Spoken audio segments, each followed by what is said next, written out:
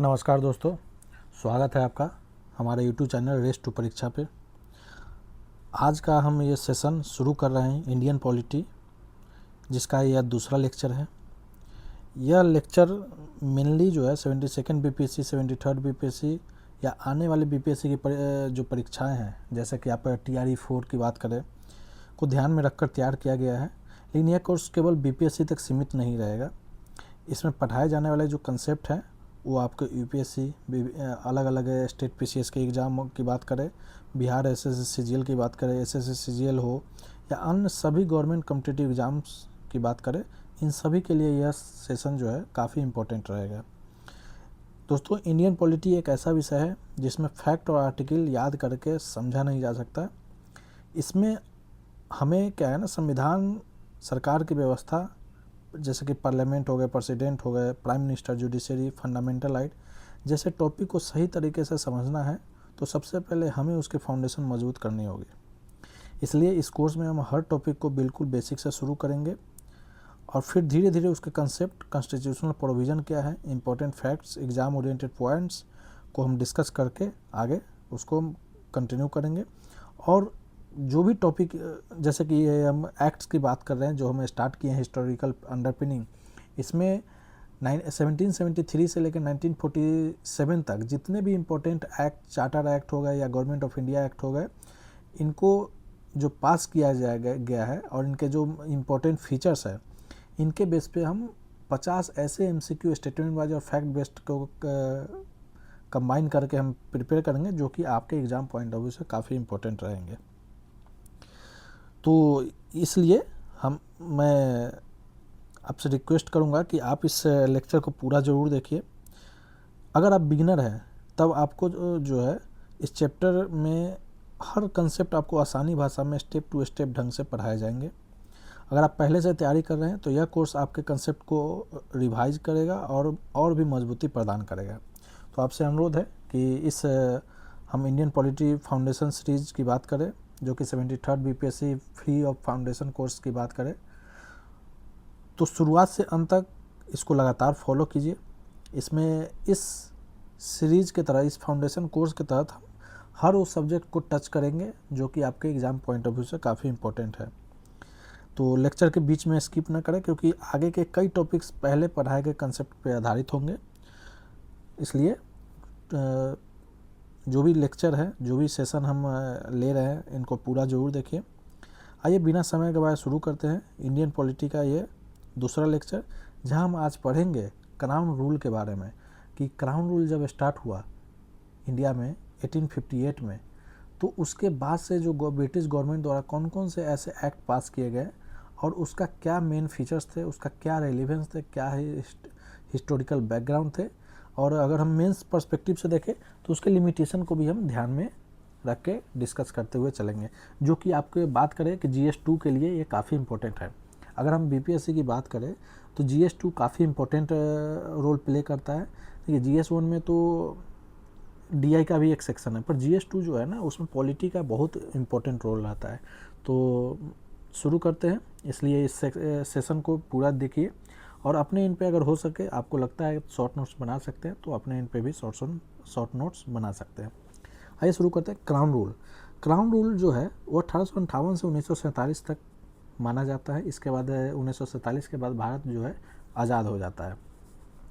तो 1857 में एक विद्रोह हुआ था, जिसको कि सिपाही म्यूटिनी भी कहा जाता है, सिपाही विद्रोह कहा जाता है, अलग अलग नामों से। एक बहुत ही विस्तृत एक जो रिवोल्ट था वो काफ़ी एक्सटेंडेड फॉर्म में था, जिसमें कि ब्रिटिश पार्लियामेंट जो है इसके बाद क्या करता है ना, ईस्ट इंडिया कंपनी की जो रूल है उसको ख़त्म कर देता है और इंडिया का जो एडमिनिस्ट्रेशन है उसको डायरेक्टली ट्रांसफ़र कर दिया जाता है ब्रिटिश क्राउन के, मतलब ब्रिटिश कंपनी में जो पहले रूल कर रही थी। ब्रिटिश पार्लियामेंट एक तरह से एक्ट पास करते थे, उनके बिहाफ पे यहाँ पे ईस्ट इंडिया कंपनी रूल करती थी।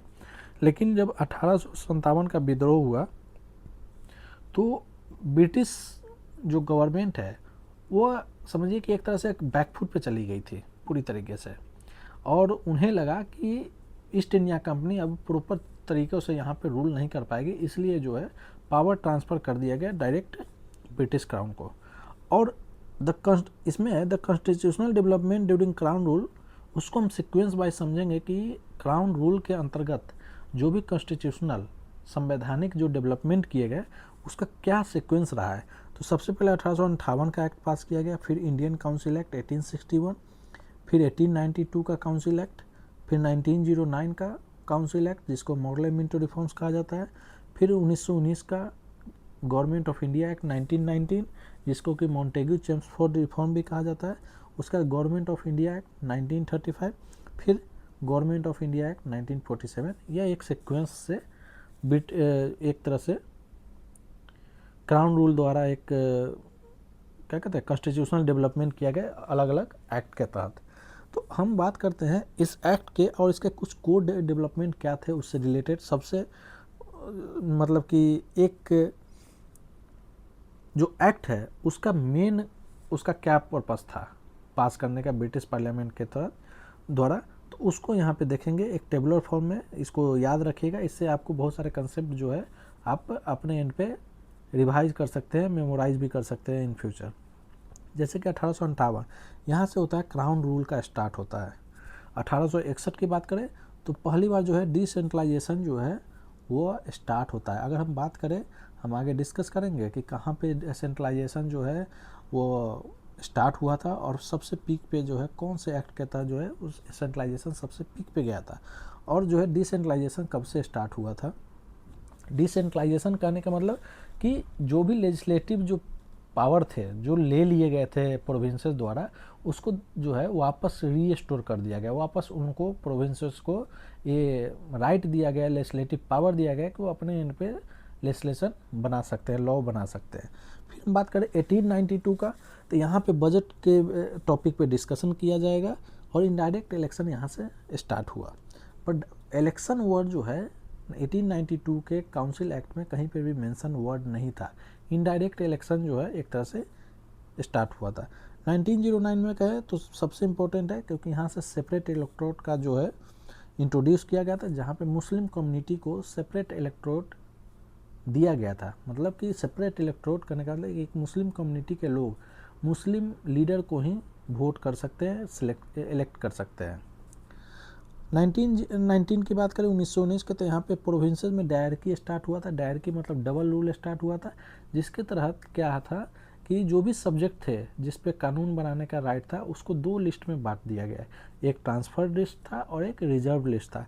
विशेष इसका डिस्क्रिप्शन जो है एक तरह से इंफॉर्मेटिव वे में हम आगे जब हम बात करेंगे 1919 का उसमें हम इसको डिस्कस करेंगे। अगर हम बात करें 1935 का, तो यहाँ से प्रोविंशियल ऑटोनॉमी मतलब कि जो डायरकी इंट्रोड्यूस किया गया था 1919 में प्रोविंसेस पे लेवल पे, उसको यहाँ पे ख़त्म कर दिया गया और प्रोविंसेस को एक ऑटोनॉमी प्रदान की गई। और यहाँ पे प्रपोज किया गया फेडरेशन, ऑल इंडिया फेडरेशन के बारे में भी डिस्कस किया गया और यहाँ पे सेंटर के लेवल पे डायरकी को स्टार्ट किया गया। 1947 की बात करें तो ब्रिटिश रूल जो है ख़त्म हो जाती है और इंडिया यहाँ से आज़ाद हो जाता है। अब हम बात करें एक एक एक्ट की, तो सबसे पहले हम बात करते हैं गवर्नमेंट ऑफ इंडिया एक्ट 1858 का। देखिए एक 1857 में रिवॉल्ट हुआ था, जो कि ईस्ट इंडिया कंपनी का जो एडमिनिस्ट्रेशन था इंडिया में उसके वीकनेस को पूरी तरह से एक्सपोज कर दिया। मतलब कि एक तरह से यहाँ पे जो ब्रिटिश एडमिनिस्ट्रेशन जो डील करती थी उस कंपनी जो ईस्ट इंडिया कंपनी है उसका जितने भी वो इस चीज़ को पूरी तरीके से कंट्रोल करने में सक्षम नहीं रहा। डेट्स वाई ये रिवोल्ट जो है काफ़ी माना जाता है first war of independence VD. Savarkar द्वारा बोला जाता है। ऐसे कई सारे जो हम जब 1857 को हम देखेंगे, जब हिस्ट्री मॉडर्न हिस्ट्री में हम जाएंगे तो 1857 को एक विस्तृत वे में हम उसको डिस्कस करेंगे। तो 1857 के रिवोल्ट के बाद जब ईस्ट इंडिया कंपनी के वीकनेस जब एक्सपोज हुए तो गवर्नमेंट को ब्रिटिश पार्लियामेंट को ऐसा लगा कि हमें वहाँ पे एडमिनिस्ट्रेशन को और मजबूत करने की ज़रूरत है और इसलिए उन्होंने जो है 1858 का गवर्नमेंट ऑफ इंडिया एक्ट उन्होंने पास किया। इस एक्ट को पास करने के साथ ब्रिटिश पार्लियामेंट ने इस एक्ट को कहा था act of better government in India. इस एक्ट का नाम अगर क्वेश्चन में पूछा जाए ऑब्जेक्टिव वे में कि government act for the better government in India कौन से एक्ट को कहा जाता है, तो वो है गवर्नमेंट ऑफ इंडिया एक्ट 1858। इसका दूसरा भी नाम है act of good government. Act of good government भी जो है इसका दूसरा नाम था। यहाँ से इंडिया में जो है क्राउन रूल स्टार्ट हुआ। अब स्टार्ट हुआ, ये तो आपका हिस्टोरिकल बैकग्राउंड हो गया। जब मान लेते हैं कि आपको अगर 10 नंबर के मार्क्स में आपको मेंस में एक शॉर्ट नोट लिखने का हो जाए, तो आप इस बैकग्राउंड के साथ इस एक्ट को स्टार्ट कर सकते हैं। अब हम बात करें इसके मेन फीचर्स की। जब हम इस एक्ट की बात करें तो इसके मेन फीचर में क्या हुआ कि ईस्ट इंडिया कंपनी का रूल जो है वो ख़त्म कर दिया गया। मतलब ईस्ट इंडिया कंपनी अब उस तरह से एक रूलिंग बेस पे अब वो एक्ट नहीं करेगी। ठीक है, यहाँ पे अब सारा जो पावर था वो ब्रिटिश क्राउन को ट्रांसफ़र कर दिया गया। That's why British government, British parliament ने एक पोस्ट क्रिएट किया जिसका नाम था secretary of state for India. यह पोस्ट क्रिएट किया गया ब्रिटिश पार्लियामेंट द्वारा, और यह सेक्रेटरी ऑफ स्टेट जो थे वो किसके मेंबर थे, वो ब्रिटिश कैबिनेट के मेंबर थे।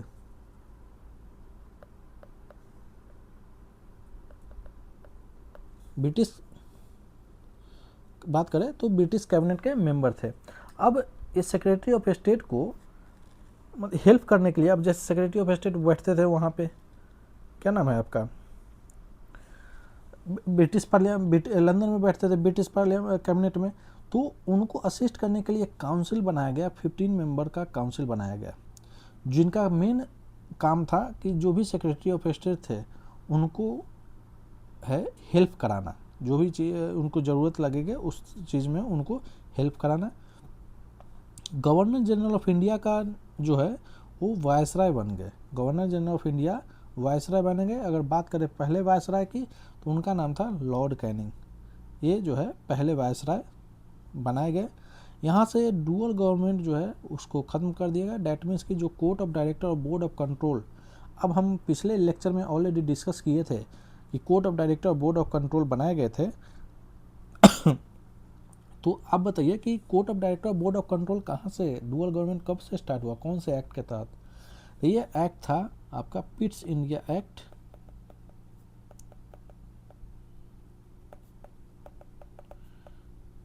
1784। यहाँ से बोर्ड ऑफ कंट्रोल जो है वो मतलब क्रिएट किए गए थे।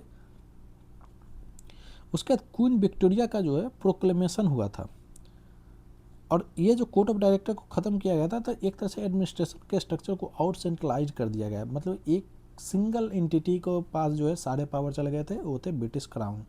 क्वीन विक्टोरिया का प्रोक्लेमेशन किया गया 1858 में, जिसके तहत ये प्रॉमिस किया गया कि कोई भी रिलीजियस मैटर होगा उसमें जो है ब्रिटिश गवर्नमेंट अपना इंटरफेरेंस नहीं करेगी। कोई भी इंटरफेयर ब्रिटिश गवर्नमेंट द्वारा नहीं किया जाएगा रिलीजियस मैटर की। और जो भी एक था पॉलिसी डॉक्ट्राइन ऑफ लैप्स, कौन स्टार्ट किया था doctrine of lapse? Doctrine of lapse क्या होता था, जब कोई भी ऐसा टेरिटरी था, जैसे कि मान लेते हैं झांसी, अगर उनके जो है हायर मतलब उनके जो वंश के अगर रियल अगर हायर नहीं है, तो उस केस में उसको डॉक्ट्राइन ऑफ लैप्स के तहत उसको ब्रिटिश टेरिटरी में मिला लिया जाता था, जिसको स्टार्ट किसके द्वारा किया गया था? तो लॉर्ड डलहौजी थे, इनके द्वारा स्टार्ट किया गया था। इसके बारे में विस्तृत हम जब मॉडर्न हिस्ट्री में पढ़ेंगे तो हम उसमें डिस्कस करेंगे।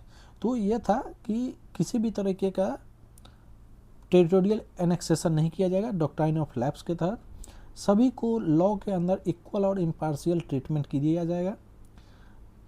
ठीक है, प्रिंसली स्टेट्स के साथ जो ट्रीटी थे, जो किए गए थे, ट्रीटी पास किए गए थे, उसका भी रिस्पेक्ट किया जाएगा। ये सब जो है आपके मेन फीचर्स थे गवर्नमेंट ऑफ इंडिया एक्ट 1858 की बात करें तो। अब देखिए, अब ये तो मेन फीचर्स है, तो इसमें कुछ लिमिटेशन भी होंगे, इसके कुछ ऐसे चैलेंजेस भी होंगे जो इस एक्ट के रिस्पेक्ट की बात करें तो इनके लिमिटेशन की बात करें तो कोई भी रिस्पॉन्सिबल गवर्नमेंट नहीं यहाँ पे बात किया गया, ना कोई रिप्रेजेंटेटिव गवर्नमेंट जो है इंडियंस को मिला। No elected legislature was established, कोई भी इलेक्टेड लेजिस्लेचर को इस्टेब्लिश नहीं किया गया। सेक्रेटरी ऑफ स्टेट जो है उनके पास एक्सटेंसिव पावर दिया गया, जो कि ब्रिटिश कैबिनेट के मेंबर थे। एडमिनिस्ट्रेशन जो है वो हाईली सेंट्रलाइज हो चुके थे, मतलब एक सिंगल एंटिटी के पास सारे पावर स्टोर कर दिए गए थे। इंडियंस का कोई भी रोल नहीं था पॉलिसी मेकिंग में। ये सब जो है इसके लिमिटेशन थे। ब्रिटिश पार्लियामेंट जो है वो अल्टीमेट अथॉरिटी हो गया था इस एक्ट के बाद। जो क्राउन रूल जब स्टार्ट हुआ तो ब्रिटिश पार्लियामेंट जो है वो उसका अल्टीमेट अथॉरिटी बन गया था। तो ये हो गया आपका Indian government of India act 1858। अब हम बात करें इंडियन काउंसिल एक्ट 1861 की।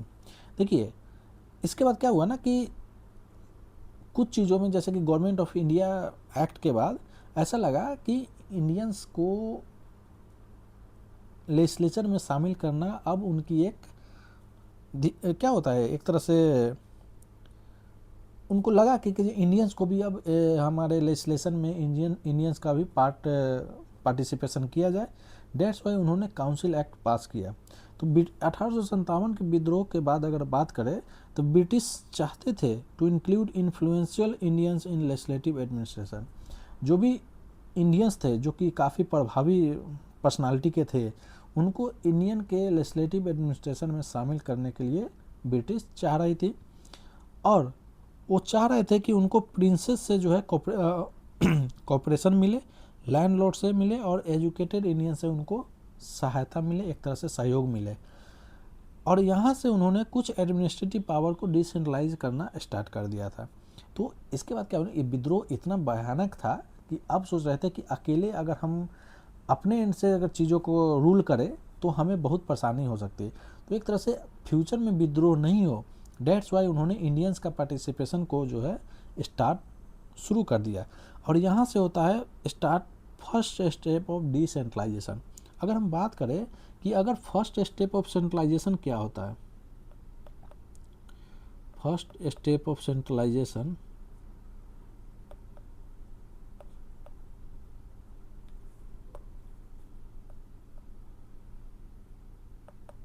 ठीक है, तो ये आपका आ जाएगा रेगुलेटिंग एक्ट 1773।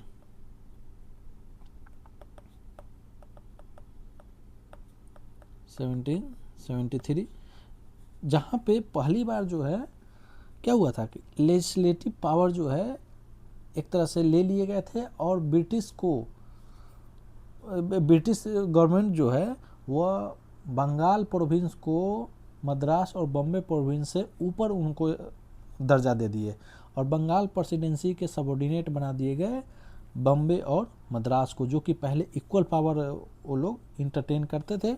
तो यह हो गया पहला स्टेप ऑफ सेंट्रलाइजेशन। अगर हम बात करें यहाँ से सेंट्रलाइजेशन स्टार्ट हुआ था। अगर हम बात करें कि किस स्टेज पे जो है सेंट्रलाइजेशन फुल्ली इम्प्लीमेंट हुआ था 100% हाईएस्ट, तो फाइनल स्टेप ऑफ सेंट्रलाइजेशन अगर बात करें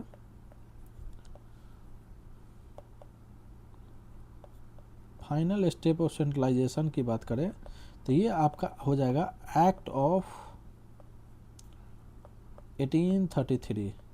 1833 का जो एक्ट पास किया गया था गवर्नमेंट द्वारा, ब्रिटिश गवर्नमेंट द्वारा, वो क्या था, सेंट्रलाइजेशन का फाइनल स्टेप था। वहाँ से क्या था ना कि जो भी लेजिस्लेटिव पावर था वो कम्प्लीटली ख़त्म कर दिया गया था और यहाँ पे गवर्नर जनरल ऑफ बंगाल को गवर्नर जनरल ऑफ इंडिया बना दिया गया। अब पूरे जो ब्रिटिश टेरिटरी था, ब्रिटिश इंडिया था, वहाँ पे सिर्फ एक ही लेजिस्लेटिव बॉडी था। लेजिस्लेटिव मतलब कि लेजिस्लेशन बनाने के लिए एक ही बॉडी था, वो था आपका क्या, बंगाल का प्रोविंस है। तो बंगाल को यहाँ पे मद्रास और बॉम्बे के काफ़ी ऊपर रख दिया और बॉम्बे और मद्रास के जो लेजिस्लेटिव पावर थे उनको ख़त्म कर दिया गया और पूरे ब्रिटिश इंडिया के लिए एक ही बॉडी ऐसा था, एक ही प्रोविंस ऐसा था जिसको कि लेजिस्लेटिव पावर मिला था, वो थे बंगाल। डेट्स वाई इसको हम कहते हैं एक्ट ऑफ 1833 को फाइनल स्टेप ऑफ सेंट्रलाइजेशन। अगर बात करें कि इसके बाद सेंट्रलाइजेशन हो गया तो फिर फर्स्ट स्टेप ऑफ सेंट्रलाइजेशन का डिसेंट्रलाइजेशन कब हुआ, तो फर्स्ट स्टेप ऑफ डिसेंट्रलाइजेशन आपका हुआ 1861 में। यहाँ पे क्या हुआ कि एक तरह से इंडियंस को तो एक एसोसिएट किया गया लॉ मेकिंग जो प्रोसेस था उसमें। और ये जो फर्स्ट स्टेप ऑफ सेंट्रलाइजेशन है इसका जो है मेन था कि जो भी लेजिस्लेटिव पावर थे वो प्रोविंसेस को वापस दे दिए गए। जैसे बॉम्बे और मद्रास का जो लेजिस्लेटिव पावर ले लिए गए थे उनको वापस जो है लेजिस्लेटिव पावर दे दिए गए। इंडियंस को लॉ मेकिंग प्रोसेस में एसोसिएट किया गया कोई, लेकिन सारे जो मेंबर थे वो नॉन ऑफिशियल थे। ऑफिशियल मेंबर अभी भी जो है, एक नॉन ऑफिशियल मेंबर थे, एक क्या थे, एक तरह से वो इंडियंस थे लेकिन वो नॉन ऑफिशियल थे। यहाँ पे वो ऑफिशियल मेंबर की बात करें, मेजोरिटी की बात करें तो अभी भी उन्हीं का था। यहाँ पे गवर्नर जनरल ने 6 एडिशनल मेंबर को नॉमिनेट किया था। अब एडिशनल मेंबर जो हो गए थे वो कितने हो गए थे, जो 6 से 12 हो गए थे। और कुछ नॉन ऑफिशियल मेंबर क्या थे, वो इंडियंस भी होते थे। लॉर्ड कैनिंग ने इसके बाद क्या था ना कि इंडियंस का यहाँ पे वायसराय, उस समय वायसराय कौन थे, अगर बात करें वायसराय तो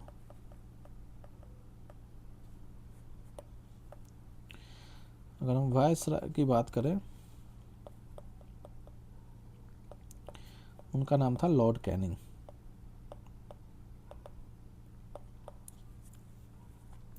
अब लॉर्ड कैनिंग जो है, उन्होंने 3 अपने लेजिस्लेटिव काउंसिल में 3 इंडियंस को नॉमिनेट किए थे। ये तीनों नाम याद रखिएगा, राजा ऑफ बनारस, महाराजा ऑफ पटियाला और तीसरे थे सर दिनकर राव। इन 3 लोगों को ब्रिटिश ने अपने लेजिस्लेटिव काउंसिल में नॉमिनेट किया था। यहाँ से पोर्टफोलियो सिस्टम रिकॉग्नाइज किया गया। पोर्टफोलियो सिस्टम मतलब कि क्या होता है कि प्रत्येक मेंबर जो वायसराय एग्जीक्यूटिव काउंसिल के थे उनको एक स्पेसिफिक डिपार्टमेंट दिया जाएगा। जैसे आज के टाइम में ना पोर्टफोलियो सिस्टम, जैसे कि होम मिनिस्ट्री हो गया, वो अमित शाह के पास है। फिर से अगर हम डिफेंस की बात करें तो राजनाथ सिंह डिफेंस मिनिस्टर है। तो ये पोर्टफोलियो सिस्टम जो है वो 1861 एक्ट से ही स्टार्ट किए गए थे। हर मेंबर को एक स्पेसिफिक डिपार्टमेंट असाइन किए गए थे, हो फाइनेंस, होम, ये सब। तो इंट्रोड्यूस किसके द्वारा किया गया था, तो वायसराय लॉर्ड कैनिंग द्वारा इंट्रोड्यूस किया गया था।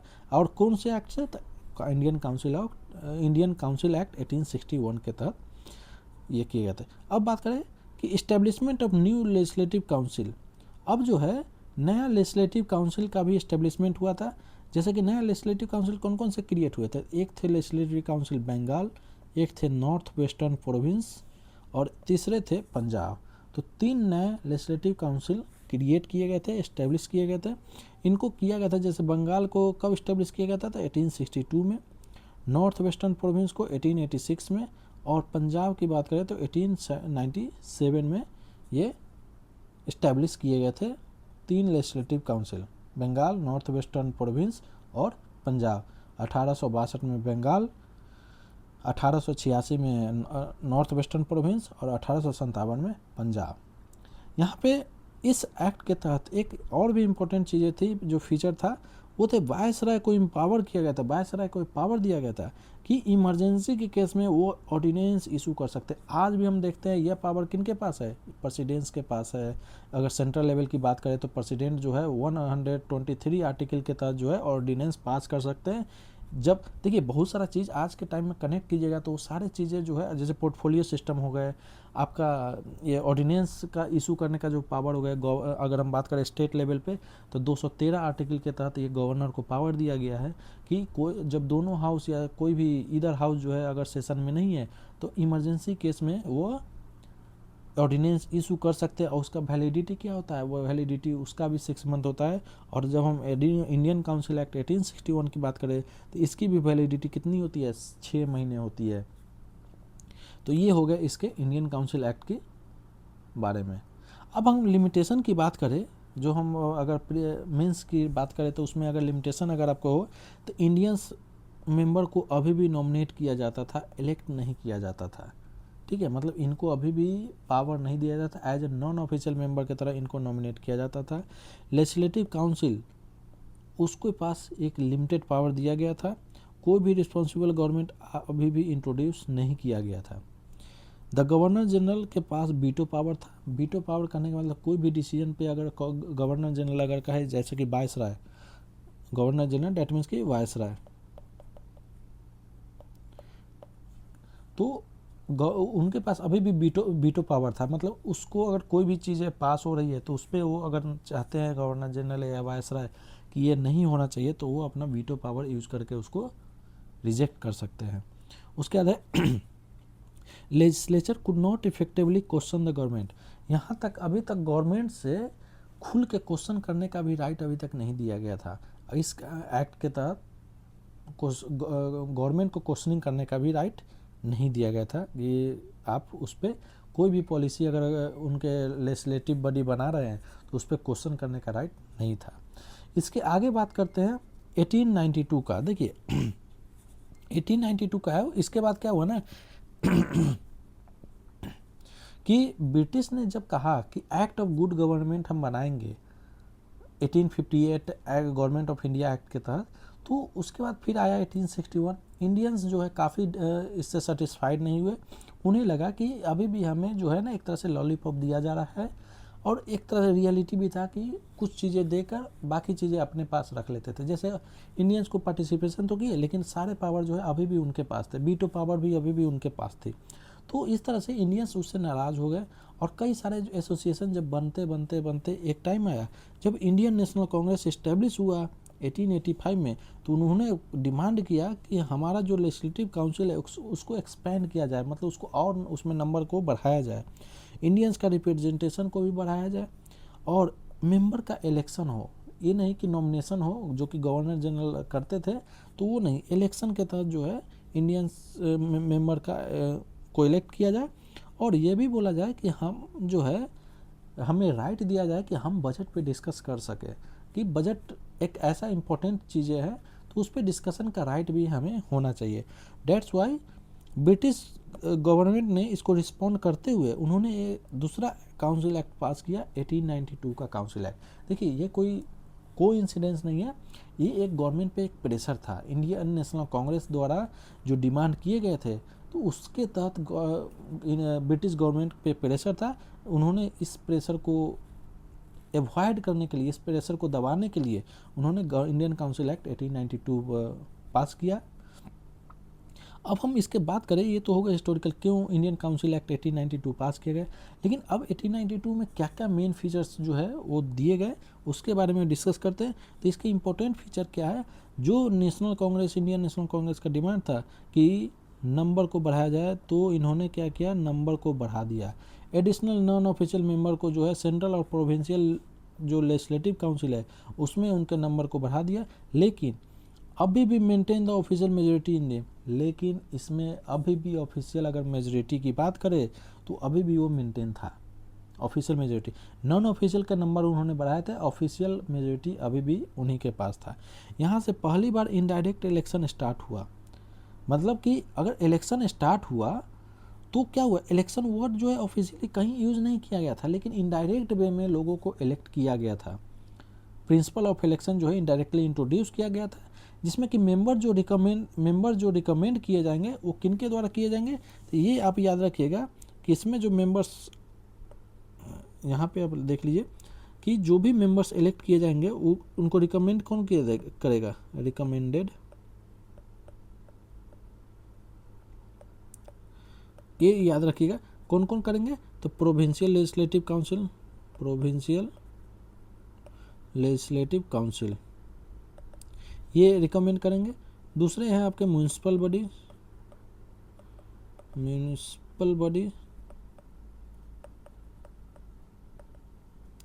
तीसरे हैं आपके डिस्ट्रिक्ट बोर्ड्स,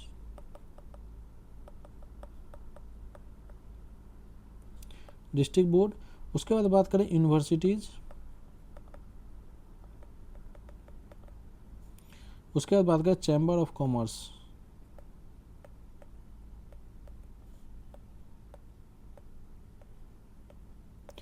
ये सब मिलके जो है ना मेंबर्स को रिकमेंड करते थे, फिर गवर्नमेंट जो है फॉर्मली उनको नॉमिनेट करती थी। तो इसलिए इनको एक कहा गया कि यहाँ से एक इनडायरेक्ट इलेक्शन थ्रू नॉमिनेशन जो है वो स्टार्ट हुआ था, इसलिए इलेक्शन वर्ड कहीं पे भी मेंशन नहीं था। यहाँ पे पहली बार ये प्रोविज़न दिया गया कि आप बजट पे डिस्कशन कर सकते हैं। तो बजट पे डिस्कशन जो है 1892 एक्ट के तहत स्टार्ट हुआ, जहाँ पे मेंबर्स जो है वो एनुअल बजट पे डिस्कस कर सकते थे, गवर्नमेंट के एक्सपेंडिचर को क्रिटिसाइज कर सकते थे। बट ये सब होने के बाद कुड नॉट वोट, मतलब वोटिंग राइट्स नहीं दिया गया था, केवल डिस्कशन करने का राइट दिया गया था। डेट्स वाई ये अभी भी जो है एक तरह से कहा जाता है कि इंडियंस को अभी भी अवॉइड किया जाता था, मतलब कि दरकिनार किया जाता था, ना ऑफिशियल मेजोरिटी में रखा जाता था, नॉन ऑफिशियल में उनको इलेक्ट किया जाता था। और डिस्कशन का थोड़ा सा चीज़ें देकर बाकी चीज़ें फिर से ब्रिटिश गवर्नमेंट जो है अपने पास रख लेती थी। अब यहाँ पे क्या हुआ ना कि डिस्कशन तो दे दिया, लेकिन बात हुआ आप क्रिटिसाइज कर रहे हैं, डिस्कशन कर रहे हैं, लेकिन जब वोटिंग की बात आएगी तो फिर से वही लोग करेंगे। यहाँ पे इंडियंस का तो वहाँ पे कोई रोल होगा नहीं। इसलिए ये भी जो है इंडियंस के एक तरह से आगे चल के इसका ये भी एक कारण बनेगा कि इंडियन जो है इसको विरोध करेंगे। यहाँ पे could not vote the budget, यहाँ पे क्वेश्चन पूछने का राइट दिया गया। मेंबर जो है वो क्वेश्चन पूछ सकते थे। उनके लिए क्या है ना कि 6 दिन का प्रायर नोटिस देते थे। कंडीशन क्या था क्वेश्चन पूछने का कि आपको 6 दिन का प्रायर नोटिस देना होता था, और सप्लीमेंट्री क्वेश्चन जो है आप नहीं पूछ सकते हैं। डैट मीन्स कि सप्लीमेंट एक क्वेश्चन जब पूछ दिया, अगर कोई भी मेंबर जवाब दे दिए तो उसके बाद आप उस टॉपिक के बेस पे दोबारा क्वेश्चन नहीं पूछ सकते। डैट इसका मतलब कि सप्लीमेंट्री क्वेश्चन पूछने का राइट नहीं दिया गया था। आप एक क्वेश्चन पूछ सकते हैं, उस पर जवाब से आप संतुष्ट हैं या नहीं है उससे कोई फ़र्क नहीं पड़ता। सप्लीमेंट्री क्वेश्चन का प्रोविज़न नहीं दिया गया था। अब अगर हम इसमें लिमिटेशन की बात करें तो देखिए डायरेक्ट इलेक्शन अभी भी नहीं दिया गया था। लिमिटेशन अगर लिखना हो तो नो डायरेक्ट इलेक्शन, इलेक्शन को ऑफिशियली भी यूज़ नहीं किया गया था। मेंबर्स को जो है बजट पे वोट देने का राइट नहीं दिया गया था। सप्लीमेंट्री क्वेश्चन पूछने का राइट नहीं दिया गया था। एग्जीक्यूटिव जो है अभी भी अनअकाउंटेबल था। ऑफिशियल मेंबर जो है अभी भी डोमिनेट कर रहे थे। तो मतलब ऑफिशियल जो है ऑफिशियल मेंबर अभी भी क्या कर रहे थे, डोमिनेट कर रहे थे, मतलब उन्हीं का सब चीज़ वर्चस्व था। ठीक है, तो गवर्नर जनरल जो वाइसराय थे उनके पास अभी भी एक्सटेंसिव पावर थे, वीटो पावर थे। तो ये जो है आपके कुछ लिमिटेशन है जो कि इंडियन काउंसिल एक्ट 1892 के संदर्भ में है। अब हम बात करें इंडियन काउंसिल एक्ट 1909। देखिए काफ़ी इंपॉर्टेंट एक्ट है। तीनों अगर काउंसिल एक्ट की बात करें बहुत ही इंपॉर्टेंट है, तो तीनों को जो है आप ज़रूर इसको एक गो थ्रू कीजिए। अब बात करें कि इंडियन काउंसिल एक्ट 1909, इसको मॉर्ले मिंटो रिफॉर्म्स भी कहा जाता है। देखिए मॉर्ले मिंटो रिफॉर्म्स इसलिए कहा जाता है कि इस समय जो सेक्रेटरी थे, सेक्रेटरी ऑफ स्टेट, ये कौन थे? ये थे John Morley. John Morley secretary of state थे। अगर हम वायसराय की बात करें तो वो थे Lord Minto two, Lord Minto two. That's why इन्हीं दोनों के नाम पे इसको मॉर्ले मिंटो रिफॉर्म्स भी कहा जाता है। हम हिस्टोरिकल बैकग्राउंड की अगर बात करें तो इस एक्ट को क्यों लाया था, ब्रिटिश गवर्नमेंट ने इस एक्ट को क्यों पास किया था? देखिए पार्टीशन ऑफ बंगाल हुआ था 1905 में, जो कि काफ़ी पूरे इंडियंस के लिए वो काफ़ी एक मतलब बैड मतलब डे माना जाता है कि बंगाल का पार्टीशन किया गया। इंडियंस ने काफ़ी इसका विरोध किया, उसके लिए स्वदेशी मूवमेंट चलाया गया। इंडियन में नेशनलिस्ट पॉलिटिक्स का ग्रोथ हो रहा था, एक्सट्रीमिस्ट का भी एंट्री हो रहा था। उसके बाद क्या है कि ग्रेटर रिप्रेजेंटेशन का इंडियन काउंसिल जो भी नेशनल कांग्रेस था, इंडियन नेशनल कांग्रेस, उसका डिमांड था कि और भी इंडियंस का रिप्रेजेंटेशन उसको बढ़ाया जाए। उसका ब्रिटिश जो है वो भी चाहते थे कि मुस्लिम पॉलिटिकल लीडरशिप का जो है सपोर्ट वो अपने पास लेना। उन्होंने क्या किया कि ऐसा चीज़ें प्रोविज़न दिया जाए, ऐसा दिया जाए जिससे कि क्या हो ना कि कुछ जो इंडियंस है, जो मुस्लिम कम्युनिटी के हैं, वो उनके फेवर में बात करे, ब्रिटिश के फेवर में बात करे। तो इसी के बेस पे जो है यहीं से स्टार्ट हुआ सेपरेट इलेक्टोरेट। इसलिए इस एक्ट के तहत जो प्रोविज़न दिया गया वो था सेपरेट इलेक्टोरेट्स दिया गया मुस्लिम को। इसका सबसे इम्पोर्टेंट फीचर यही है इस एक्ट की। इसमें क्या था कि मुस्लिम को अलाउड था वोट करने का। मुस्लिम जो है किसको वोट करेगा? सेपरेट वोट करेगा अपने रिप्रेजेंटेटिव को, सेपरेट वोट करेगा अपने रिप्रेजेंटेटिव को। इसी को लिए इसको कम्युनल इलेक्टोरेट कहा जाता है, और लॉर्ड मिंटो को फादर ऑफ कम्युनल इलेक्टोरेट कहा जाता है। इसको स्टार्ट किया गया 1909 से। लेजिस्लेटिव काउंसिल को एक्सपेंड किया गया 16 से, उसके नंबर को 60 कर दिया गया। नॉन ऑफिशियल मेजोरिटी जो है प्रोविंसेस में अभी भी स्टार्ट कर दिया गया कि प्रोविंशियल लेवल पे अगर बात करें, प्रोविंशियल लेजिस्लेटिव काउंसिल की बात करें तो वहाँ पे नॉन ऑफिशियल मेजोरिटी दिया गया था। पर ऑफिशियल अगर बात करें ऑफिशियल मेजोरिटी जो सेंटर पे था वहाँ पे अभी भी नॉन ऑफिशियल मेजोरिटी नहीं थी, वहाँ अभी भी ऑफिशियल मेजोरिटी ही अवेलेबल था। ऑफिशियल मेजोरिटी जो है सेंट्रल लेजिस्लेटिव काउंसिल पे रिटेन था। प्रोविंसेस में नॉन ऑफिशियल मेजोरिटी मतलब एक तरह से मिल गया था। मेंबर्स पर allowed to ask supplementary question, जो कि 1892 की बात करें जहाँ पे सप्लीमेंट्री क्वेश्चन मतलब क्वेश्चन के बाद क्वेश्चन पूछने का प्रावधान नहीं था, इस एक्ट के तहत जो है मेंबर्स को प्रावधान मतलब कि दिया गया, अलाउ किया गया कि वो सप्लीमेंट्री क्वेश्चन पूछ सकते हैं और बजट पे रेजोल्यूशन जो है वो मूव कर सकते हैं। यहाँ पे पहली बार इंडियन को जो है एग्जीक्यूटिव काउंसिल में इंक्लूड किया गया था, और पहले जो इंडियंस थे जिनको एग्जीक्यूटिव काउंसिल में इंक्लूड किया गया था उनका नाम था सत्येंद्र प्रसाद सिन्हा। ये नाम याद रखिएगा, सत्येंद्र प्रसाद सिन्हा को पहली बार जो है वायसराय एग्जीक्यूटिव काउंसिल में शामिल किया गया और इनको उस समय बनाया गया एज अपॉइंट किया गया एज अ लॉ मेंबर। ठीक है, लेजिस्लेटिव पावर को और बढ़ाया गया कि बजट डिस्कस करते हैं, रेजोल्यूशन पास मूव कर सकते हैं, सप्लीमेंट्री क्वेश्चन पूछ सकते हैं, पब्लिक इंपॉर्टेंस में कोई भी मैटर को आप डिस्कस कर सकते हैं। Provided for the separate representation of presidency, corporation, chamber of commerce, university और जमींदार, इनका भी एक तरह से सेपरेट रिप्रेजेंटेशन भी इन लोगों को दिया गया। अगर हम बात करें इसके लिमिटेशन की, तो देखिए सेपरेट इलेक्टोरेट जो है वो कम्युनल पॉलिटिक्स को प्रमोट कर रहा था, एक तरह से बढ़ावा दे रहा था। तो इंडियंस में एक तरह से क्या ना फूट डालो की एक तरह से नीति अपनाई गई, जैसे कि इंडियंस में ही विभाजन हो जाए, लोग अपने आप में ही बट जाए। कोई भी रिस्पॉन्सिबल गवर्नमेंट अभी भी इस्टेब्लिश नहीं किए गए, जिसकी बात 1858 में ही की गई थी एक्ट ऑफ गुड गवर्नेंस के तहत। उसका एग्जीक्यूटिव जो है वो लेजिस्लेचर के लिए अकाउंटेबल नहीं थे। आज के टाइम में क्या है ना कि एग्जीक्यूटिव, अगर हम इंडियंस की बात अभी के टाइम में प्रेजेंट इंडियन की बात करें तो हमारे संविधान में ये है कि executive is responsible to legislature.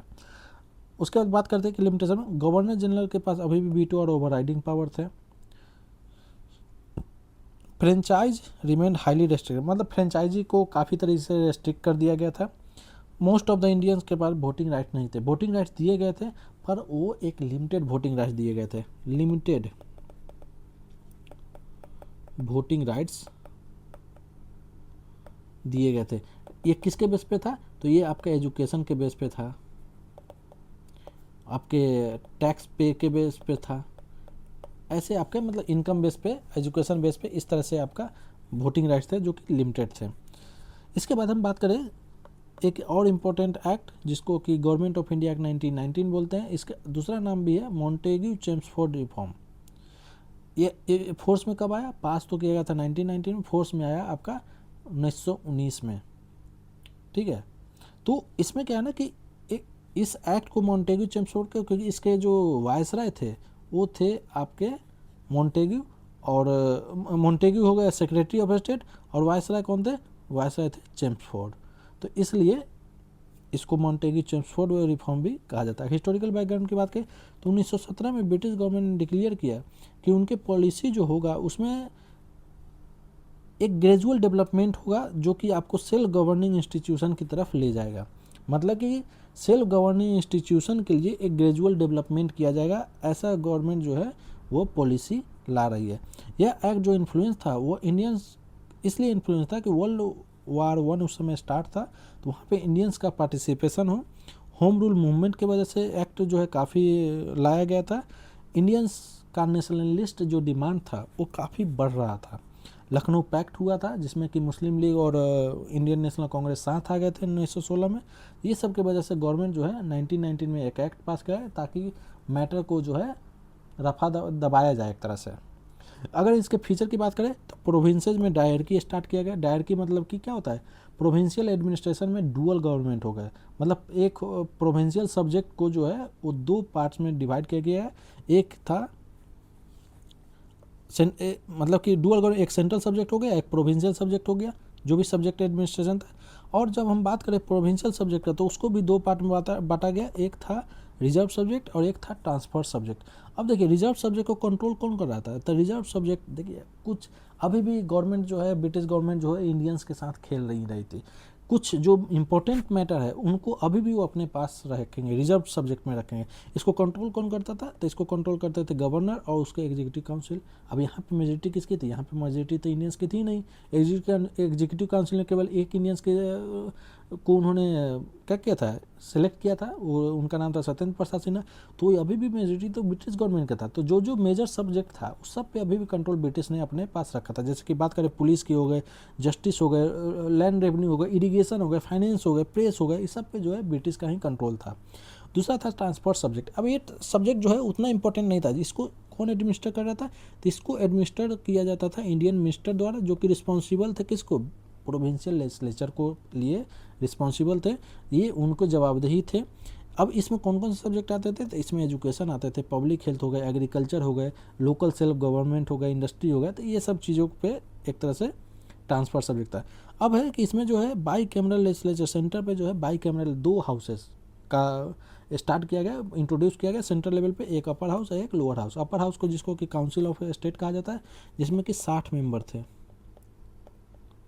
60 member थे। अगर टर्म की बात करें तो 5 ईयर इनका टर्म था। लोअर हाउस की बात करें तो लेजिस्लेटिव असेंबली कहा जाता है। अगर इसके टर्म की बात करें तो ये 3 ईयर्स था। तो ये हो गया आपका बाई कैमरल स्टार्ट हुआ, लेजिस्लेचर को स्टार्ट किया गया, इंट्रोड्यूस किया गया गवर्नमेंट ऑफ इंडिया 1919 के तहत। डायरेक्ट इलेक्शन का इसमें प्रावधान इंट्रोड्यूस किया गया, मतलब पहली बार डायरेक्ट इलेक्शन जो इंट्रोड्यूस किया गया। लेकिन फ्रेंचाइजी वोटिंग राइट जो अभी भी लिमिटेड थे। वोटिंग राइट्स जो डिपेंड था, अगर हम बात करें कि वोटिंग राइट्स, तो वोटिंग राइट डिपेंड किस पे करता था, एक था प्रॉपर्टी, एक मतलब जो भी वोट देंगे उनके प्रॉपर्टी को देखा जाएगा, उनके टैक्स पेमेंट को देखा जाएगा, कितना टैक्स देते हैं, उसके बाद उनके इनकम को देखा जाएगा जिसके बेस पे वो टैक्स पे करते हैं, फिर उनका एजुकेशन देखा जाएगा, और अदर कुछ जो है और भी क्वालिफिकेशन छोटे मोटे थे। मेन इंपॉर्टेंट यही थे, प्रॉपर्टी, टैक्स पेमेंट, इनकम और एजुकेशन। इसलिए यूनिवर्सल एडल्ट फ्रेंचाइज जो है अभी भी इंट्रोड्यूस नहीं किए गए थे। अगर हम बात करें यूनिवर्सल एडल्ट फ्रेंचाइज यूएएफ, नॉट अभी तक इंट्रोड्यूस, ठीक है। अगर हम पूछा जाए, अगर बाई चांस क्वेश्चन को फ्रेम करना है उस तरह से, तो वो हो जाएगा कि यूनिवर्सल जो है एडल्ट फ्रेंचाइजी की बात करें तो 1919 के तहत जो है इंट्रोड्यूस किया गया, तो वो नहीं, लिमिटेड वोटिंग राइट्स दिए गए थे, ठीक है। यहाँ पे बात करें पब्लिक सर्विस, एक तरह से हाँ, यहाँ पे सेपरेट इलेक्टोरेट्स को और एक्सपेंड किया गया, जो कि 1909 में अगर सेपरेट इलेक्टोरेट्स की बात करें तो केवल मुस्लिम कम्युनिटी को दिया गया था। इसमें ना उसके दायरा को और बढ़ाया गया। जैसे कि सेपरेट इलेक्टोरेट किसको दिया गया, सिख को दिया गया, इंडियन क्रिश्चियन को दिया गया, एंग्लो इंडियंस को दिया गया, यूरोपियंस को दिया गया। तो इससे क्या हुआ ना कि हमारा इंडियंस की जो यूनिटी थी उसको एक तरह से अलग अलग भागों में बांटा गया है। हर लोग, अब क्या हो ना कि लोगों में एक तरह से यूनिटी की कमी हो जाएगी। तो इसलिए पर्पज से एक तरफ फूट डालो नीति करो वाली नीति अपनाई गई, फूट डालो राज करो वाली। पब्लिक सर्विस कमीशन अगर बात करें इस्टेब्लिश किया गया इस एक्ट के तहत। पहला पब्लिक सर्विस कमीशन इस्टेब्लिश हुआ 1926 में, जो कि बाद में क्या हुआ, यूनियन पब्लिक सर्विस कमीशन बना।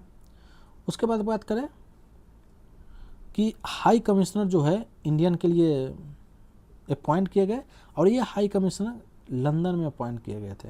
ये भी देखिए कि हाई कमिश्नर इंडिया के लिए हैं, लेकिन अपॉइंट कहाँ किए गए, लंदन में किए गए थे। एक स्टैट्यूटरी कमीशन हो गया, स्टैट्यूटरी कमीशन को ही क्या कहा जाता है, साइमन कमीशन। अब इनको ना एक तरह से हम देखेंगे साइमन कमीशन के बारे में, तो इनको कमीशन को अपॉइंट करने का मेन मकसद था कि ये कमीशन क्या करेगा, जो भी कॉन्स्टिट्यूशनल प्रोग्रेस होगा इस एक्ट के तहत उसके 10 सालों में उस पर एक रिपोर्ट रिव्यू करके रिपोर्ट बनाना होगा, और वो रिव्यू जैसे करेंगे वैसे वैसे डेवलपमेंट किया जाएगा। तो साइमन कमीशन को जो है एक मतलब कि क्रिएट किया गया इस एक्ट के तहत, और उसका मेन काम था कॉन्स्टिट्यूशनल प्रोग्रेस को रिव्यू करना। जो बाद में क्या हुआ, साइमन कमीशन ही उसका जो है एक तरह से नाम था स्टैट्यूटरी कमीशन का। तो हम साइमन कमीशन और उसको हम लेटर में इसके बाद एक बार ख़त्म करते हैं, उसके बाद हम साइमन कमीशन और कम्युनल अवार्ड को भी ख़त्म करेंगे, ठीक है। तो लिमिटेशन की बात करें तो इसमें क्या हुआ, डायरकी को वाज काफ़ी कॉम्प्लिकेटेड था। डायरकी जो डबल रूल था उसमें सब्जेक्ट का अलग लिस्ट, सेंट्रल लेवल पे, प्रोविंशियल लेवल पे जो सब्जेक्ट का भी उसमें क्या कर दिया था, बाइफरकेट कर दिया गया। तो काफ़ी कम्प्लेक्स हो गए थे और इनइफेक्टिव भी हो गए थे। ज़्यादातर सब्जेक्ट जो है जैसे पुलिस फाइनेंस जो है वो अभी भी रिजर्व सब्जेक्ट थे, उस पर जो कंट्रोल ब्रिटिश का ही था। मिनिस्टर्स के पास लिमिटेड फाइनेंशियल पावर दिए गए थे। गवर्नर जो है उनके पास अभी भी वो जो है वो मिनिस्टर को ओवरराइड कर सकते हैं, मतलब मिनिस्टर द्वारा जो दिए गए उनका एक क्या कहते हैं, उनके द्वारा जो भी एक्ट पास किया गया उनका सजेशन है उसको वो ओवरराइड कर सकते थे। कोई भी रिस्पॉन्सिबल गवर्नमेंट अभी भी सेंटर पे एग्जिस्ट नहीं कर रहे थे। फ्रेंचाइजी जो काफ़ी लिमिटेड थे। सेपरेट इलेक्टोरेट को और एक्सटेंड किया गया जिससे कि कम्युनल डिवीजन जो है इन्हेंस हो गई। गवर्नर जनरल के पास अभी भी ओवरराइडिंग पावर्स थे। अगर हम बात करें गवर्नमेंट ऑफ इंडिया एक्ट 1935, तो इसका हिस्टोरिकल बैकग्राउंड ये है कि इस एक्ट को जो है साइमन कमीशन जो रिपोर्ट सबमिट किया था। अब देखिए साइमन कमीशन के बारे में है, तो साइमन कमीशन को देख ही लेते हैं एक तरह से।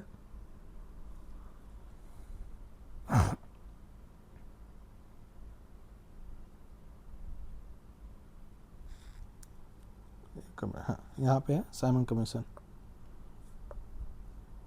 देखिए साइमन कमीशन क्या था। साइमन कमीशन एक बात करें कि इसको अगर कनेक्ट करेंगे तो कौन से गवर्नमेंट एक्ट के तहत, गवर्नमेंट ऑफ इंडिया एक्ट 1919 के तहत इनका जो है अगर बात करें तो इसको क्या कहते हैं, इसको स्टैट्यूटरी कमीशन भी कहा जाता है।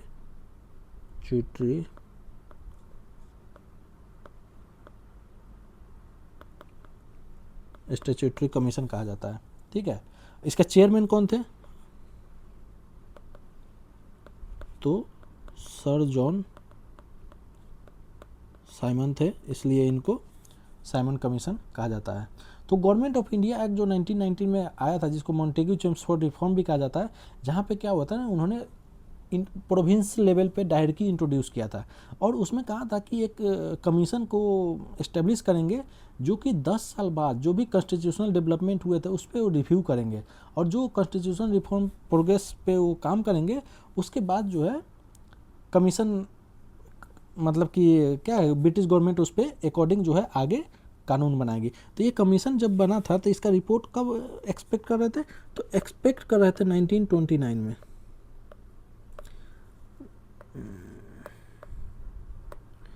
एक्सपेक्ट कर रहे थे 1929 में, लेकिन उन्होंने 2 साल पहले ही 1927 में रिपोर्ट सबमिट कर दिया। 2 साल पहले ही रिपोर्ट जो है रिपोर्ट सबमिट कर दिया। अब देखिए ये इतना जल्दी उन्होंने क्यों कर दिया, अभी भी 2 साल बचे थे। तो ब्रिटिश गवर्नमेंट जो था वो डर गई थी कहीं वो इलेक्शन, आने वाला इलेक्शन हार ना जाए, जो कि एक लेबर पार्टी था ब्रिटेन में, वो पावर में ना आ जाए, इसलिए कमीशन जो है, कमीशन का पॉलिटिकल व्यू जो है अलग तरीके से हो जाता अगर लेबर पार्टी आ जाती। इसलिए जो कंजर्वेटिव गवर्नमेंट थे उन्होंने कमीशन को शेड्यूल टाइम से पहले ही क्या किए, उन्होंने रिपोर्ट सबमिट करवा दिया और इस वजह से जो है 1927 में इस रिपोर्ट को सबमिट किया गया। अब बात करें कि इसको बहुत इम्पोर्टेंट है कि इसमें कोई भी इंडियंस का पार्टिसिपेशन नहीं था। No Indians was participated.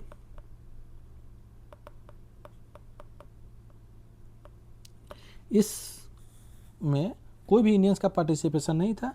That's why इसको जो है काफ़ी अपोज किया गया, इसको अपोज्ड बाय इंडियंस। ये क्वेश्चन भी आया था कि साइमन कमीशन को क्यों अपोज किया गया था, तो क्योंकि उसमें इंडियंस का कहीं पे भी पार्टिसिपेशन नहीं था इसलिए अपोज किया गया था। और क्या नारा लगा था, Simon go back, Simon go back का नारा लगा था। लोगों ने ब्लैक फ्लैग्स दिखाना चालू किए थे, हड़ताल होने लगे थे, पब्लिक मीटिंग हो रहे थे, कैंपेन को पूरी तरह से बॉयकॉट कर दिया गया था। तो साइमन कमीशन जो है, अगर हम बात करें कि एक मद्रास सेशन हुआ था इंडियन नेशनल कांग्रेस का 1927 में, वहाँ पे कमीशन को पूरी तरह से बॉयकॉट कर दिया गया। मुस्लिम लीग जो है वो डिवाइड हो गए थे, मतलब इसके बाद मोहम्मद अली जिन्ना और एक थे मोहम्मद साफ़ी, इन दोनों में एक तरह से डिवीज़न भी हो गया था व्यू पॉइंट को लेके। तो ये थे। इसमें अगर बात करें कि साइमन कमीशन और लाला लाजपत राय, तो लाहौर में एक प्रोटेस्ट जब हुआ था तो वहाँ जब लाठी चार्ज लगी तो लाला लाजपत राय की मौत हो गई थी। लाला लाजपत राय, जिनको क्या कहा जाता है, पंजाब केसरी, नाम याद रखिएगा, पंजाब केसरी। इनकी डेथ हो जाती है कब, 17 नवंबर 1928 को, 17 नवंबर 1920 को ये इनकी डेथ हो जाती है। लाठी चार्ज होता है तो इनसे इनके सर पे काफ़ी एक मतलब कि इंजरी हो जाती है जिसकी वजह से ये इनकी डेथ हो जाती है। तो इस वजह से ये अगर बात करें कि 1921 में 1919 गवर्नमेंट ऑफ इंडिया एक्ट की बात करें तो उसके तहत इसके साइमन कमीशन को एक नियुक्त किया जाता है। और इसको किस वजह से अपोज किया गया था, क्या अपोज किया गया था, किस कारण से, लाला लाजपत राय, ये सब इसमें इम्पोर्टेंट पॉइंट है। ठीक है, तो ये आप ध्यान में रखिएगा। आगे बात करें तो कम्युनल अवार्ड। देखिए कम्युनल नाम से ही है कि कम्युनल अवार्ड। तो एक कम्युनल अवार्ड को इंट्रोड्यूस किसके द्वारा किया गया था। अगर बात करें अनाउंस, देखिए अनाउंस्ड बाय, उस समय के जो ब्रिटिश प्राइम मिनिस्टर थे उनका नाम था रामसे मैकडोनाल्ड।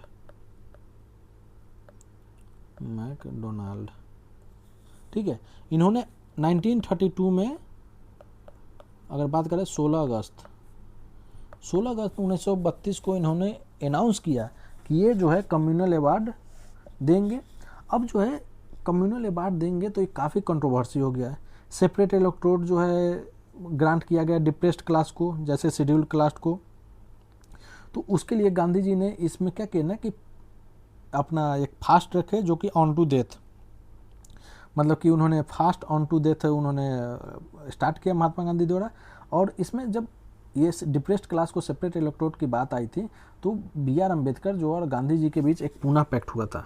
बात करें पूना पैक्ट 1932, ये Gandhi ji and B are Ambedkar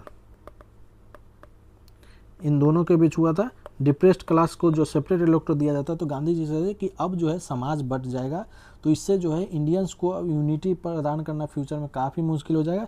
तो उन्होंने जो है एक मरणोपरांत के लिए एक उन्होंने क्या कहता फास्ट रखा था कि अगर जब तक नहीं हटाया जाएगा वो अपना फास्ट नहीं तोड़ेंगे। ठीक है, तो ये काफ़ी कंट्रोवर्सी रहा था। अगर हम बात करें कि जो माइनॉरिटी का क्वेश्चन था वो राउंड टेबल कॉन्फ्रेंस जो हुआ था 1930 से 32। देखिए जो भी मॉडर्न हिस्ट्री का जब गांधीयन एरा स्टार्ट हुआ 1915 से, तो उसका जो इम्पोर्टेंट चीज़ है उसको हम अलग अलग वीडियो में हम एक बेटर वे में डिस्क्राइब करेंगे सेपरेट वीडियो में जब हम इंडियन हिस्ट्री की बात करें। यहाँ पे अगर बात करें तो रामसे मैकडोनाल्ड ने एक कम्युनल अवार्ड स्टार्ट किया था और इसमें उन्होंने सेपरेट इलेक्टोरेट को मतलब क्या एक्सटेंड किया था डिप्रेस्ड क्लासेस को। ठीक है, जैसे कि शेड्यूल्ड क्लास हो गया। तो इस वजह से गांधी जी काफ़ी नाराज़ हो गए थे, उन्होंने अनशन पे चले गए थे और इस वजह से हुआ था कि रिजर्वेशन दिया जाएगा। गांधी जी एग्री हुए थे, रिजर्वेशन पे एग्री हुए, तो उसी वजह से पूना पैक्ट हुआ था बी आर अम्बेडकर और गांधी जी के बीच में। तो ये था कम्युनल अवार्ड एक तरह से। ठीक है, आगे बात करें गवर्नमेंट ऑफ इंडिया एक्ट 1935। अब गवर्नमेंट ऑफ इंडिया एक्ट 1935 की बात करें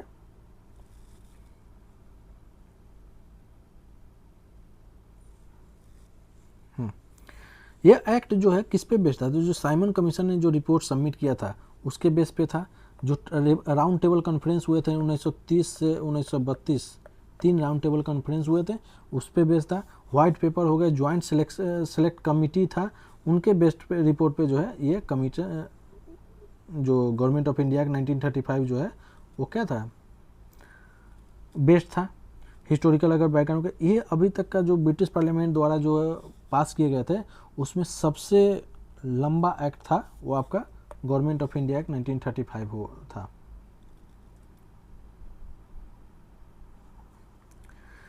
अब हम बात करें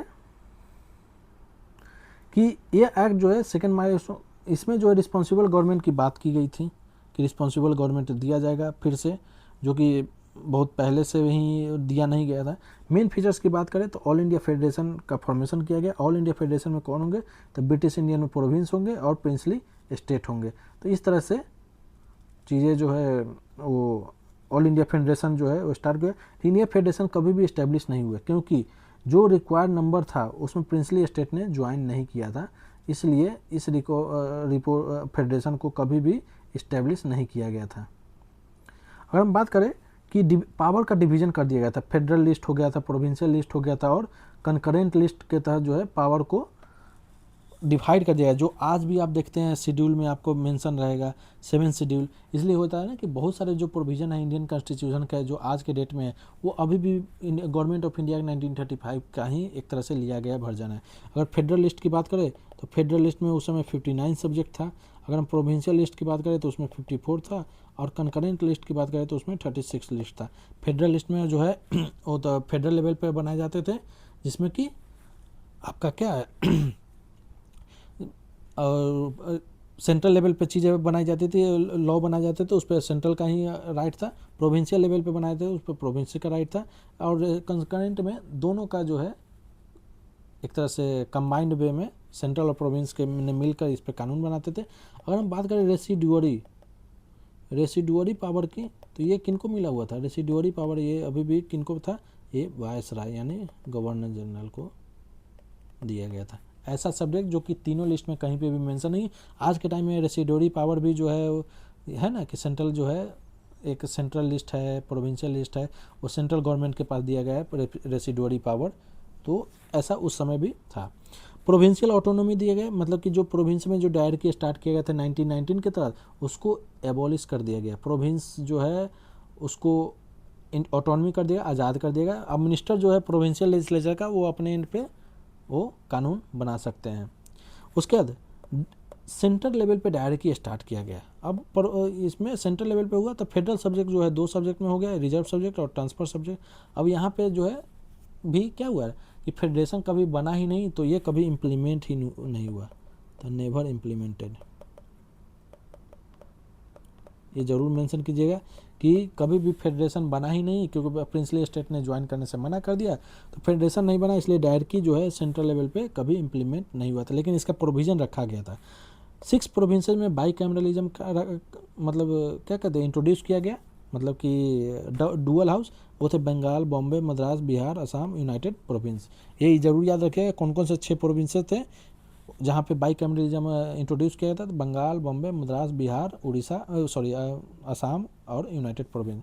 एक फेडरल कोर्ट को भी इस्टेब्लिश किया गया था 1937 में। ये भी याद रखिएगा कि 1937 में फेडरल कोर्ट का इस्टेब्लिश किया गया था। उसके बाद रिजर्व बैंक ऑफ इंडिया को भी इस्टेब्लिश किया गया था। देखिए क्या हुआ था ना कि एक कमीशन था आपका हिल्टन यंग कमीशन, ठीक है। हिल्टन यंग कमीशन के बेस पे जो है वो फेडरल आरबीआई जो है इस्टेब्लिश किया गया था, जहाँ पे हिल्टन यंग कमीशन ने कहा था कि करेंसी का प्रॉपर रेगुलेशन होना चाहिए।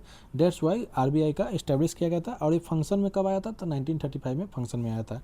फेडरल पब्लिक सर्विस कमीशन जो है वो शुरू किया गया, मतलब कि इस्टेब्लिश किया गया, जिसके तहत जो है क्या हुआ, फेडरल पब्लिक सर्विस कमीशन बनाया गया, प्रोविंशियल पब्लिक सर्विस कमीशन बनाया गया और ज्वाइंट पब्लिक सर्विस कमीशन बनाया गया। इस एक्ट के तहत बर्मा को सेपरेट किया गया, जो कि 1937 में इफेक्ट में आया। फ्रेंचाइजी को और एक्सपेंड किया गया, मतलब कि जो भी यूनिवर्सल एडल्ट फ्रेंचाइजी अभी भी नहीं था। यूनिवर्सल एडल्ट फ्रेंचाइजी बात करें, यूनिवर्सल एडल्ट फ्रेंचाइजी अभी भी नॉट इंट्रोड्यूस्ड,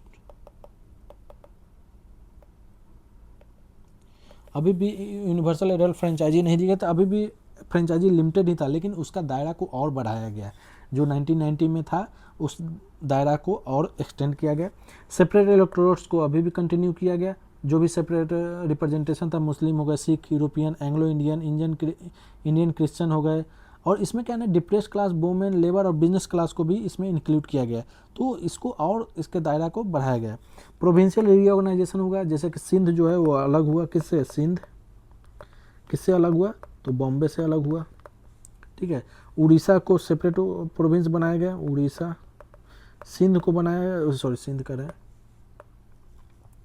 आपका, बर्मा का हुआ, बर्मा को सेपरेट किया गया। तो ये सब इसके कुछ थे आपके। अगर हम लिमिटेशन की बात करें तो ऑल इंडिया फेडरेशन कभी भी एग्जिस्टेंस में ही नहीं आया। प्रोविंशियल ऑटोनॉमी को लिमिटेड किया गया, कुछ पावर जो है वो गवर्नर्स के पास रखा गया। गवर्नर जो थे वो मिनिस्टर को डिसमिस कर सकते थे और इंडिपेंडेंटली भी एक्ट कर सकते थे। गवर्नर जनरल के पास डिस्क्रिशनरी पावर जो है, स्वेच्छा वाली जो पावर है वो काफ़ी था। Central government not responsible to legislature अभी तक था। डायरकी जो सेंटर पर था वो इम्प्रैक्टिकल था और कभी इम्प्लीमेंट नहीं हुआ क्योंकि ऑल इंडिया फेडरेशन कभी जो है एग्जिस्टेंस में आया नहीं। सेपरेट इलेक्ट्रोड्स को कम्युनल डिवीजन पे कंटिन्यू किया गया। फ्रेंचाइजी को लिमिटेड अभी भी लिमिटेड वे में वोटिंग राइट्स दिए गए। ब्रिटिश जो है अभी भी डिफेंस और इम्पोर्टेंट एरिया पे अभी भी कंट्रोल कर रहे थे। तो ये सब उसके गवर्नमेंट ऑफ इंडिया एक्ट 1935 का क्या हुआ, लिमिटेशन हो गया। अब हम बात करते हैं कि last Indian independence act 1947 the act, इसको जो है क्या कहा जाता है, इस एक्ट को माउंटबेटन प्लान कहा जाता है, प्लान 3 जून कहा जाता है, जो कि अनाउंस कब हुआ, यह एक्ट अनाउंस हुआ 3 जून 1947 को अनाउंस हुआ। जिस अनाउंसमेंट में कहा गया ब्रिटिश पार्लियामेंट ने पास किया एक इंडिपेंडेंस एक्ट जो कि पास कब हुआ, तो जुलाई 1947 में पास हुआ ब्रिटिश पार्लियामेंट में और इफेक्ट में आया 15 अगस्त 1947 को। ठीक है, तो ये डेट याद रखिएगा कि अनाउंस कब हुआ था, तो 3 जून 1947 को हुआ था, लेकिन ब्रिटिश पार्लियामेंट में जो ये एक्ट पास हुआ था वो जुलाई 1947 में हुआ था और ये एक्ट जब आया इफेक्ट में वो था 15 अगस्त 1947 को, जब भारत आज़ाद हुआ था। इसके मेन फीचर्स की बात करें तो 2 डोमिनियन बनाए गए, एक था डोमिनियन ऑफ इंडिया और एक था किसका, पाकिस्तान का, इंडिया और एक था आपका पाकिस्तान, मतलब एक अपना देश हो गया और एक भिखारी देश हो गया। तो ये आपका 2 डोमिनियन हो गए। ब्रिटिश पारामाउंसी को ख़त्म कर दिया गया, मतलब प्रिंसली स्टेट वो जो है लीगली फ्री था, या तो इंडिया को ज्वाइन करे या एक भिखारी को ज्वाइन कर ले, मतलब पाकिस्तान को, या फिर इंडिपेंडेंट रहे। तो इस तरह से जो है वो लीगली फ्री किया गया था प्रिंसली स्टेट को। कॉन्स्टिट्यूएंट असेंबली जो है सोवरेन बना गए थे, जो कॉन्स्टिट्यूएंट असेंबली था जिनको कि पावर दिया गया था कि आप जो है अपना कॉन्स्टिट्यूशन अपने एंड पे बना सकते हैं। ठीक है, तो वो सोवरेन बना दिए गए। Office of secretary of state जो कि कब स्टार्ट हुआ था, 1858 में इसको इस्टेब्लिश किया गया था, इसको एबॉलिश कर दिया गया। गवर्नर जनरल को भी जो है क्या कर दिया, प्रत्येक डोमिनियन का एक गवर्नर जनरल होंगे। अब इसमें बात करें कि प्रत्येक डोमिनियन का गवर्नर जनरल होंगे, तो इंडिया का पहला, अगर इंडिपेंडेंट इंडिया की बात करें, इंडिपेंडेंट इंडिया की, तो पहले गवर्नर कौन थे, फर्स्ट जी गवर्नर जनरल वो थे लॉर्ड माउंटबेटन, लॉर्ड माउंटबेटन। और पाकिस्तान की बात करें तो Mohammad Ali Jinnah. Government of India 1935 तब तक मतलब कि कंटिन्यू रखेगा जब तक कि नया कॉन्स्टिट्यूशन बन के रेडी ना हो जाए। ब्रिटिश सोवरेनिटी ख़त्म हो गई, इंडिया जो है वो डोमिनियन बना, इमीडिएट रिपब्लिक नहीं बना। रिपब्लिक कब बना, तो 26 जनवरी 1950 को ये रिपब्लिक बना, जब हमारा संविधान जो है लागू हुआ था। उसके बाद रिपब्लिक का मतलब कि हमारा जो हेड थे, जो हेड ऑफ स्टेट हैं, वह इलेक्टेड हैं, जो कौन है, राष्ट्रपति। ठीक है, अगर लिमिटेशन की बात करें तो इस एक्ट के तहत वही है, पार्टीशन हो गए, परमानेंट कॉन्स्टिट्यूशन नहीं हुए थे, जिसको जो है कॉन्स्टिट्यूट असेंबली को दिया गया था पावर, क्या ये सोवरेन राइट दिया गया था कि वो अपने इन पे बनाए। इंडिया जो है वो इनिशियली डोमिनियन के तौर पे ही काम करता था। तो ये सब जो है इसके कुछ पावर मतलब कि, और इसके अगर हम और लिमिटेशन की बात करें तो डिवीज़न की वजह से लार्ज स्केल पे माइग्रेशन हो गए, कम्युनल वायलेंस काफ़ी हो गए। ठीक है, कई साले जो प्रिंसली स्टेट थे वो स्टार्टिंग में इंटीग्रेट ही नहीं हुए थे, बाद में उसको जो है इंटीग्रेट किए गए थे, मतलब कि उसको इंक्लूड किए गए थे इंडियन टेरिटरी में। तो ये सब इसके कुछ लिमिटेशन थे। चलिए, ये हुआ आपका इंडियन काउंसिल एक्ट 1947। अब यहाँ से आपका हो गया पूरा जो है हिस्टोरिकल अंडरपिनिंग था वो हमने कंप्लीट कर दिया। इसके बेस पे हम कल जो है हम आपके जो भी 50 MCQ हैं हम इस पे कोशिश करेंगे, 40 से 50 जो भी मोस्ट इम्पोर्टेंट लगेंगे हम इस पे बना के हम आपको इसी चैनल पे कल हम लाएंगे।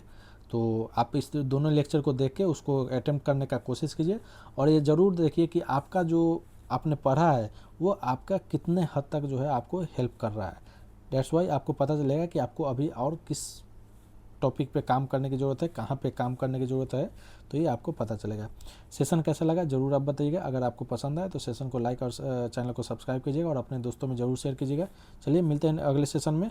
जय हिंद, जय भारत।